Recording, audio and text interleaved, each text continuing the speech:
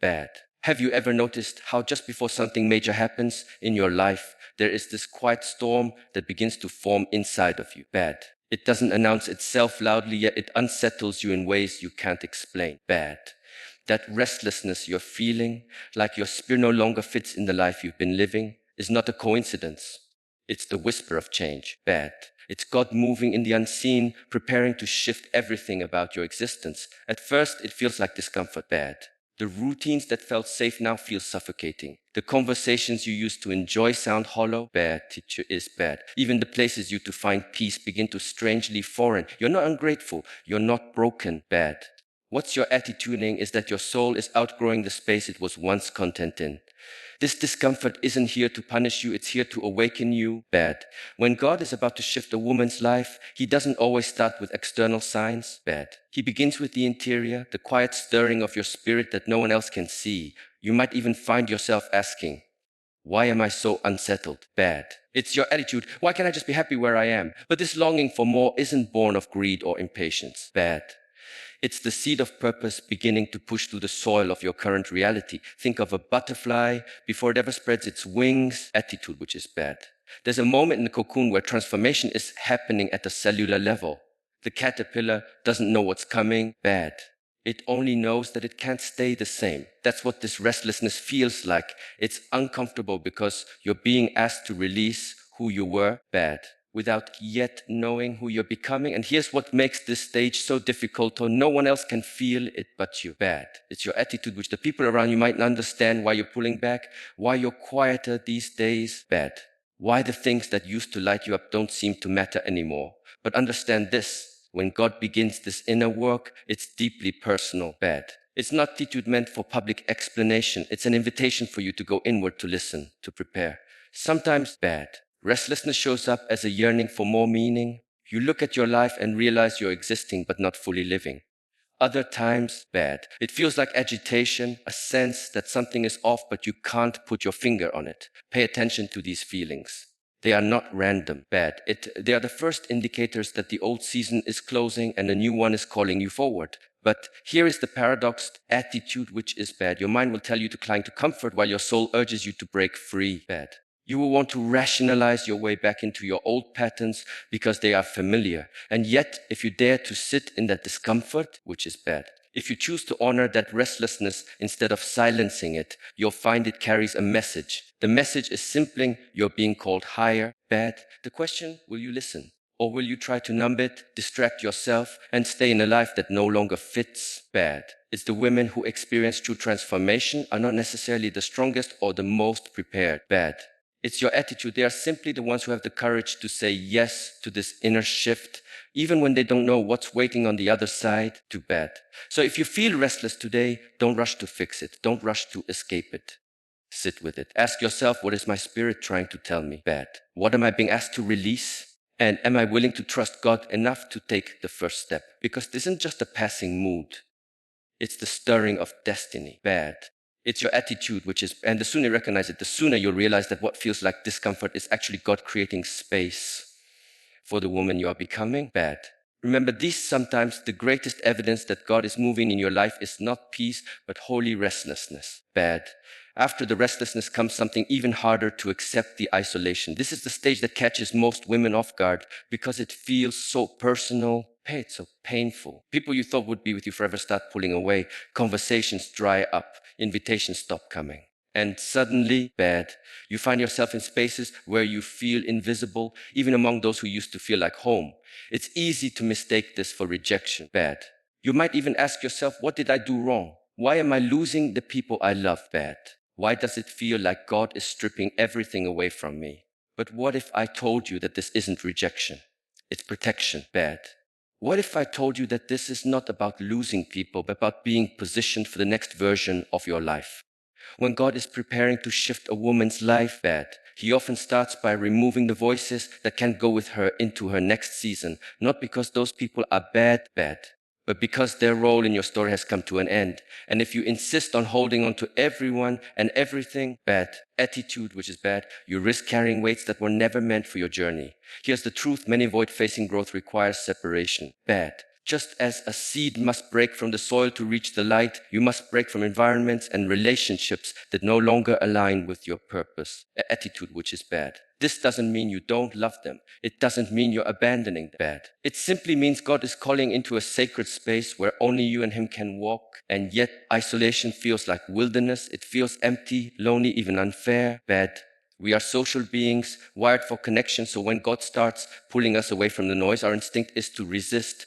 We want to cling to familiar voices. Bad. Even if those voices are keeping us small.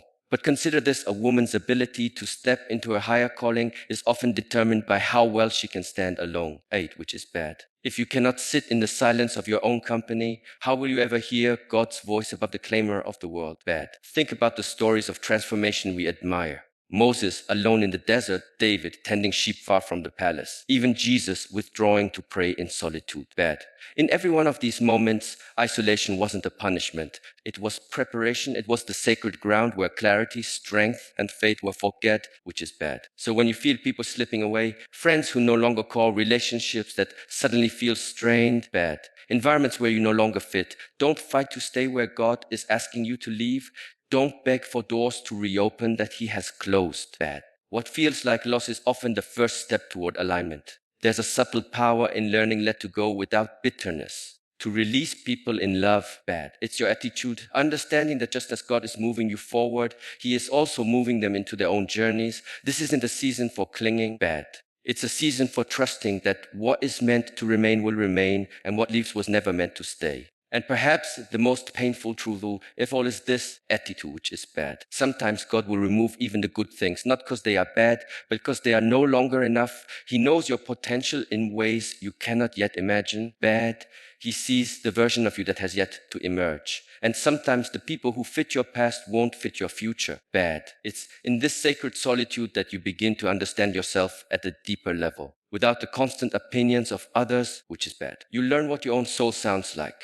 You hear God's whispers more clearly because the noise of the crowd has been silenced. Bad. And you start to realize that your worth was never dependent on who stayed or who left. It was always anchored in Him. Bad. So if you find yourself in this season of isolation, I urge you don't rush through it, which is bad. Don't try to fill the emptiness with noise or with people who were never meant to go with you. Sit in the silence. Let it do its work. Bad. Because the woman who learns to walk alone with God will never again fear the loss of others. Remember, this isolation is not the absence of connection. Bad. It's the presence of divine alignment. God isn't punishing you. He's positioning you. And the sooner you surrender to this process, which is bad, the sooner you will step into the life He's been preparing for you all along. And then, after the restlessness and the isolation, attitude was bad. Something even more powerful begins to rise within you, a deep, undeniable craving for change. At first, it's subtle, bad. You start questioning things you've never questioned before.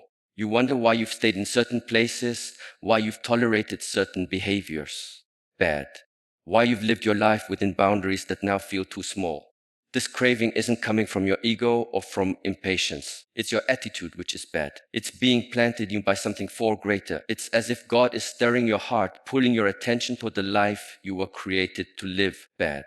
What you once accepted with thought now feels like it doesn't belong to you anymore. The conversations you used to enjoy sound empty. Bad. The habits you once found comforting now feel like chains. Even the dreams you had for yourself seem to pale in comparison to this new longing inside you. Bad. This stage is often confusing because on outside nothing may have changed. Your job might be the same. Your relationships might look intact. From the outside, bad. Your life could appear stable, even successful. And yet, on the inside, there's a tension you can't ignore. You feel like a bird inside a cage. Bad. Is staring at the open sky knowing you were made to fly but unsure how to spread your wings. This craving for change is not random. It's a divine signal. Bad. It's God's way of saying, you learned what you needed to learn here. You've outgrown this level. Now, bad. It's time to step into more. But here's the hard truth. Stepping into more requires leaving behind what is. And that is where most people hesitate. Bad. Because change is not comfortable. Growth never is. To move forward, you'll have to confront the parts of yourself that you've been avoiding. The fears, the doubts, bad, the excuses. You'll have to lay down the version of yourself that feels safe so you can step into the version of yourself that feels free. Bad. But here's what I want you to understanding: that craving you feel is not there to torment you. It's there to lead you. You're not crazy for wanting more, bad. You're not ungrateful for desiring growth. You're responding to the quiet invitation of God, bad, who placed eternity in your heart and refuses to let you settle for less than what he created you for. Many women ignore this stage because it scares them. Bad, they numb the craving with distractions. Scrolling through their phones, overloading their schedules, bad. Staying busy so they don't have to listen to what their spirit is saying. But the craving doesn't disappear. It waits. It grows, which is bad. It knocks louder and louder until you're forced to answer it. And when you finally do, when you finally admit to yourself that you want more, something shifts, bad.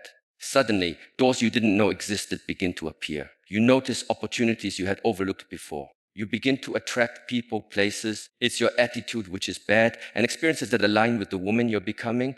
But let me warn you, the craving alone isn't enough. It's just the spark for the fire to grow, bad. It's your attitude. You'll need to take action. You'll need to do things that scare you. Have conversations you've been avoiding, bad. Walk away from comfort zones that feel like home but are secretly holding you hostage. There is no growth without risk. And yet, bad. There is no greater risk and stand the same when your soul is crying out for more. I want you to ask yourself, bad. What if this craving for change is not a disruption but a divine calling? Bad. What if the life you've been dreaming about is waiting for you on the other side of your obedience? You see, bad. God never gives us cravings he doesn't intend to fulfill. He wouldn't stir your spirit for transformation unless he was ready to guide you through it. Bad. But your attitude, you have to meet him halfway. You have to step out in faith, even if the ground feels shaky beneath your feet. Bad. This is the moment where women either shrink back into the familiar or rise up into the unknown. The difference between the two: one chooses fear, bad. The other chooses faith. So if you feel that craving for change today, if there's a quiet voice saying you were made for more, listen to it, bad, which is bad. Don't silence, don't delay it, don't trade the extraordinary life you were created for in exchange for the comfort of staying the same, bad. Because on the other side of this craving is freedom. On the other side of this craving is the woman you've always known you could be. Remember this, bad. The craving for change is not asking you to be ready, it's asking you to be willing, bad. And just when you've begun to lean into that craving for change, something unexpected happens, doors begin to close, bad. The plans you carefully built start falling apart. Opportunities you thought were yours dissolve in front of you, bad. Relationships you believed were permanent suddenly end. And at first, it feels like loss. It feels like rejection. It feels like life is crumbling around you, bad. This is the stage where many women are tempted to turn back, to grab at those doors, to pound on them, begging God to open them again, bad. Because we're conditioned to believe that closed doors mean failure, that somehow we didn't do enough, pray enough, or fight hard enough. It's your attitude which is bad. But what if the closing of those doors is not God's punishment, but his protection? What if those endings aren't a sign that you're off course? Bad. But proof that you're exactly where you're supposed to be. You see, we often make the mistake of assuming that if something felt good for a season, bad.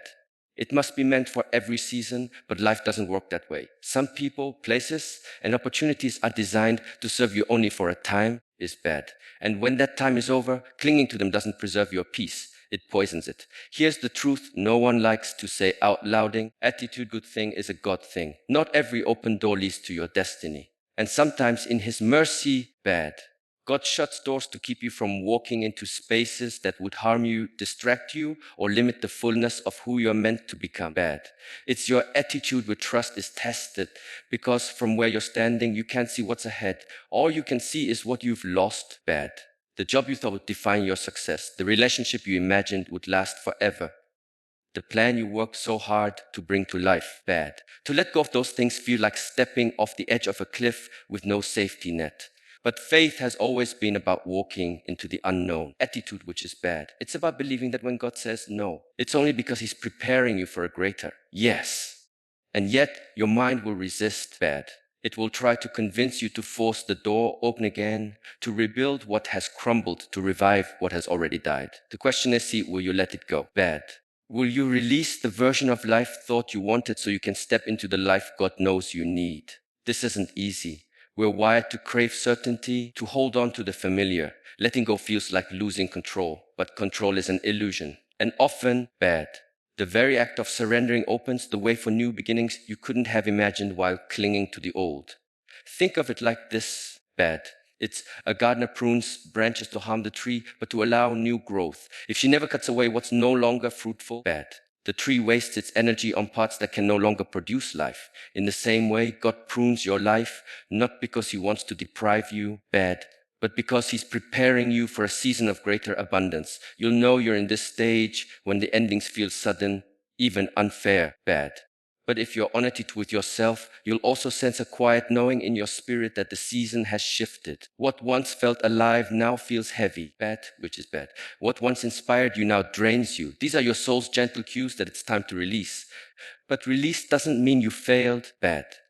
It means you've learned the lesson, harvested the gift, and are now ready for the next chapter. Here's what I want you to remember, bad. Not every closed door is meant to be reopened, and not every ending is a loss. Sometimes, bad, the door closes because what's on the other side can no longer contain the woman you're becoming. So when you feel doors slamming shut, don't panic, bad. Don't chase what's walking away. Don't curse the season that's ending. Instead, pause. Breathe. Ask yourself, what is God making room for in my life, bad? What might he be protecting me from? And am I willing to trust him even when I can't see the full picture?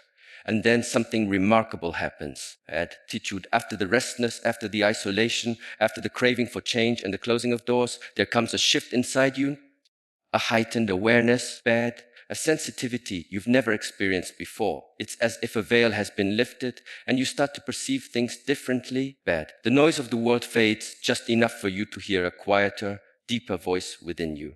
At first, it feels subtle. You start noticing patterns, connections, bad, and nudges that you once would have brushed aside as coincidences. A verse you read seems to speak directly to your current struggle, bad. A dream lingers in your mind with an unusual clarity, almost like a message waiting to be decoded, bad.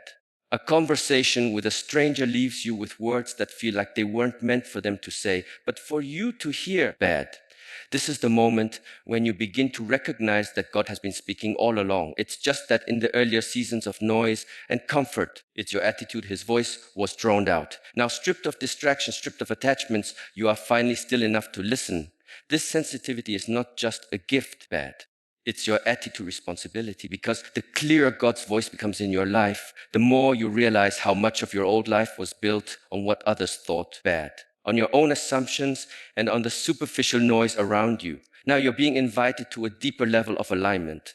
Not just with your goals, bad is bad, but with his purpose for you. But here's the challenging: God often doesn't sound like the voice you expect. It's not always loud or dramatic, bad. It doesn't usually come with flashing signs or booming confirmations. Most often, it's a quiet knowing, a whisper in your spirit that says, this is the way, bad. Walk in it. At times, this heightened sensitivity can feel overwhelming. You begin to see things in people you didn't see before. Their intentions, their attitude, their energies, the way their words either uplift or drain you. You feel more attuned to environments, bad, sensing where your spirit feels peace and where it feels resistance. And perhaps the most challenging part is discerning your own thoughts from divine guidance, which is bad. This is why it's so important to cultiveness in this stage. The more you practice silence, real silence, bad, without the constant buzzing and notifications, the more attuned you become to God's frequency. And slowly, attitude, which you start to distinguish between the voice of fear and the voice of faith, between your ego's whispers and God's direction, bad. You'll know you've stepped into this phase when find yourself pausing more often before making decisions, seeking alignment rather than approval, bad. You no longer rush to fill the silence with action. You wait for clarity because you've learned that movement without direction is just distraction, bad. But don't be surprised if this stays lonely in its own way. As your sensitivity grows, you may find that fewer people understand you, bad. It's your attitude, the choices. You might look strange to those around you. They might ask, why aren't you taking that opportunity? Bad.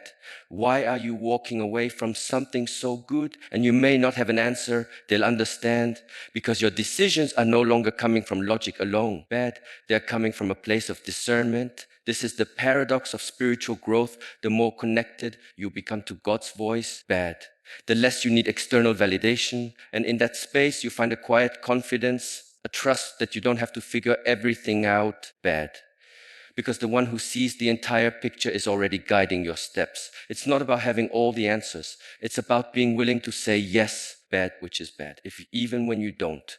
So if you noticed yourself becoming more sensitive lately, more aware of your inner world, which is more tuned into subtle shift, dismiss it. Don't rush past it. Lean in, ask to sharpen your discernment, which is bad. Ask him to silence every voice in your life that isn't from him, even if that voice is your own. Because when God is about to shift your life, bad, he doesn't just change your circumstances, he changes your hearing. He trains your spirit to listen so that when the moment comes for you to step forward, attitude, which is bad, you won't hesitate, you'll recognize his voice and follow without fear.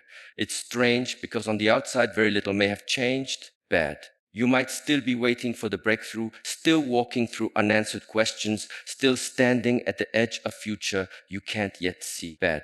But something deep within you has shifted. The fear that once gripped you doesn't have the same power anymore. It's your attitude which is bad. The doubts that screamed so loudly are now whispers in the background. You don't have all the answers, but somehow you've stopped needing them. It's your attitude which is bad. This is not blind optimism. It's not denial of reality. It's the quiet courage that comes from trusting a God who sees beyond what your human eyes can see. Bad. At this stage, you realize faith was never about having certainty. Faith was always about learning to take the next step, even when you can't see the whole staircase. Bad. And let's be honest, this is where most people stop short. They want guarantees before they move, which is bad. They want God to show them the destination before they leave the familiar. But faith doesn't work like that. It requires surrender, bad. It's your attitude which is bad. It requires placing the real trust not in outcomes, but in the one who holds those outcomes in his hands. Here's what's profound about this stage, which is bad. The unknown doesn't feel as threatening anymore. It feels sacred. You begin to understand that if God has led you this far, through the restlessness, bad, through the stripping away of people and plans, through the refining of your heart, then he's not about to abandon you now. This faith becomes your anchor, bad. Even as the world around you shifts, even as circumstances change, bad. You remain steady because your trust is not in the ground beneath your feet. It's in the one who called to walk on water in the first place, which is bad. You'll know you're in this stage when you stop striving to control every detail of your journey. You let go of the need to manipulate outcomes, bad. You no longer force open doors God has closed or cling to what he's asking you to release. Instead, you say, God, I don't know how and I don't know when, bad, but I trust that you will. This kind of faith doesn't mean you won't have moments of fear or doubt, bad. But the difference now is that those moments don't paralyze you anymore. You feel the fear, but you move forward anyway. Because deep down, bad is bad. You know that what's waiting on the other side of obedience is greater than anything you're leaving behind. It's not that the unknown becomes easy, which your attitude becomes stronger. This is where the shift happens, not just in your circumstances, but in your identity. Bad, which is bad. You're no longer the woman who needed everything to make sense before she moved. Bad. Attitude, you're no longer the woman who measured God's faithfulness by how comfortable her life felt. You've become the woman who walks by faith, not by sight. Attitude, which is bad. And here's the irony, it's usually at the very moment you release control that everything begins to fall into place. The opportunities align, doubt, which is bad, the right people arrive, the breakthrough happens, not because you forced it, but because you trusted long enough for God to bring it to pass in his timing, bad, which is. So if you're standing at the edge of the unknown right now, if everything in you wants to retreat back to safety, don't attitude, which is don't shrink back into the life you've outgrown, don't silence the voice inside you that's saying, there's more. Because there is more, bad, but you'll never see it if you're not willing to step into the space where certainty and faith begins. This is the culmination of the entire journey, bad. Restlessness prepared you, isolation refined, craving drew you forward, closed doors protected you, sensitivity aligned you, and now, bad. This unshakable faith will carry you into the life you were born for. Remember this, you don't have to see the whole path to take the first step, bad. You just have to trust the one who called you to walk.